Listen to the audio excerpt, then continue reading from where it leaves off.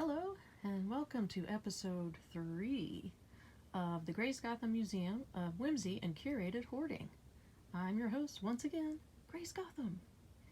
In this episode, we are going to explore a treasure that doesn't really get to see the light of day too often, but resides in this special stripedy box. Let's see what is in here. Drum roll, please.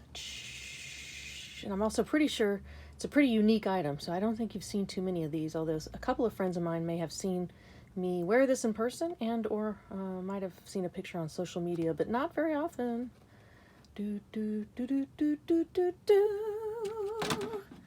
Oh my goodness, is it tea time? Well, let's see here. I guess it is. What is this? Yes, you guessed it, this is indeed a teapot hat. It was custom made for me back in, I think, 2009. Look how wonderful this is. It's got a veil with all the little, doodad dot things that make it extra fancy. I added the rhinestones a couple of years ago because I would wear this sometimes in my show when I'd sing about coffee or tea. I had certain songs about those things. My dear friend who I haven't seen in 1,000 years, who is a milliner, who has a hat shop and custom hat business in Dallas, made this for me. Her name is Cassie McGregor, and her hat shop is House of McGregor. And I think she just moved to a bigger shop space, so she's been really excelling at her craft. But this was, I think she had just recently opened her business, and so this is a very special creation.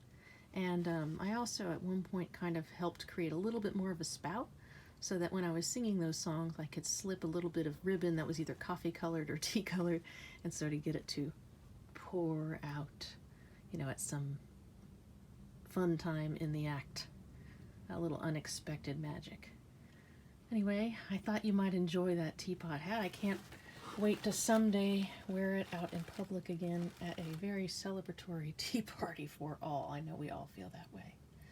On to the next glorious thing. I'm going to just sort of tiptoe. No, I do not even clean up or bother to do anything different during. Yes, what an interesting room. I told you it is curated hoarding, that's for sure. Some of my hats, there's a lot of them. Woo! Anyway, we are now going to visit a very special item. It usually is on the dresser, but since I don't feel like being in the mirror right now, I moved it to my unmade bed, but that's okay. It doesn't take away from its beauty and splendor.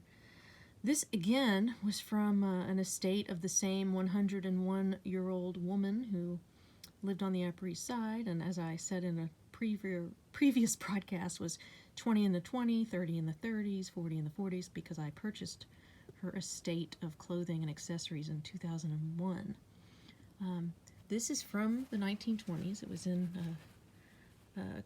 a collection of her handbags, and this is like a little wallet.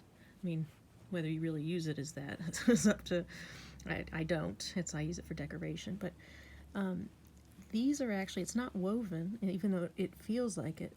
The beading on it is just so very fine and delicate that it almost just feels like a piece of fabric. It's like soft even. And as you can see, it sort of has a, definitely reminiscent of that 1920s fascination with Egyptian designs and things. On the back has the tiniest and sweetest little like pearl button here. Maybe mother of pearl. And it does open. Here's the little detail on the bottom. It does indeed open. Hopefully I can do this one-handed. And do it very delicately. It's actually pretty hardy considering its age. And when you open it up, it's lined in sort of a grosgrain ribbon fabric. And it says, let me move my hand here, it just says made in Paris, France. And that is it. And there is no other maker's mark in it. But I'm guessing it's very old. And I don't know, I wouldn't be surprised if, it's quite a prized item. It reminds me of, I don't know, something of one of those really fancy fashion houses from back then would have created. So I'm sure there's a story behind it. I wish I knew more about it, but it has been living on my dresser for many, many, many, many years. And I look at it every time I pass, and I find it to be just a magical item. Just magical, you know? And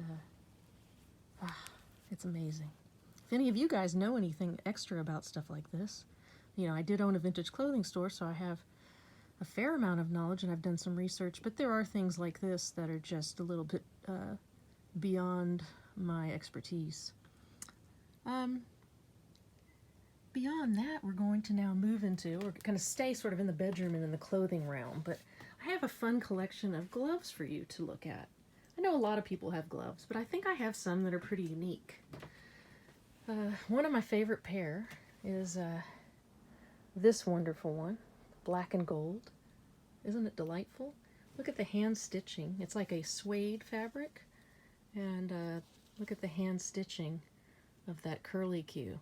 So fabulous. This is a pair. I have to just give a little shout out to somebody that is no longer with us.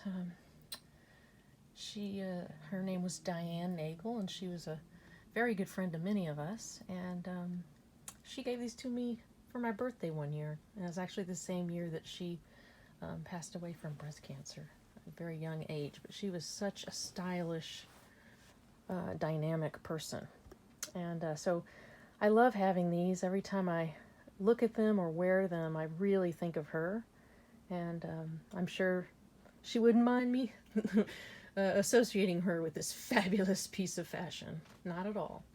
Another one that is not as old, but that I treasure very deeply, is this lace pair. This is a gift from my mom. So it's lace over some gold lame, and it's also suede backed. And look at that little thumb detail, so amazing. Sort of an evening glove, so much fun. I have some other ones that have been worn into a sort of dirty, grimy state. They might not look their best, but you can tell that the designs are really fantastic. Like, look at that one. Oh, I have a thing for stripes and polka dots of all kinds. I just have sort of an issue with that. So I have a lot of stripes and polka dots, but they're just such a delight, aren't they? I know we're seeing a lot of other kinds of gloves right now, the plastic kind, but these are just wonderful, aren't they? And I do actually wear them. I don't get a whole lot of a chance. It's not like I go to ballet class and wear them, but when there's an opportunity to dress up, I most certainly make sure that I don a pair of one of these gloves. Look at these. It has this wonderful, I'm just a little dusty. It's actually not dusty, but linty. And it has navy blue, a little bit of embroidery with a beautiful crystal detail, so that when you're, talking and holding your cocktail or reaching for your cocktail, you can make a little bit of a noise, and there's a little bit of a flicker of, jeweled excitement coming from your hand. How about these, Now, you can't, like I sometimes do, use gloves to hide your horrible habit for picking your cuticles, which I have. These would not do that, but people who have and keep a very lovely manicure would probably be delighted by these, because you can also show it off because they're sheer. And they're really good for sort of spring, summer. Oh, another striped pair. Guilty. This one's not as old, but we've got tiger stripe suede, and they're kind of almost like gauntlets, because they have a little thing for your thumb, but that's it. And these are kind of like, vintage, vintage motocross. I think they're from the 60s, but I really love them. Aren't they cool? They're kind of like,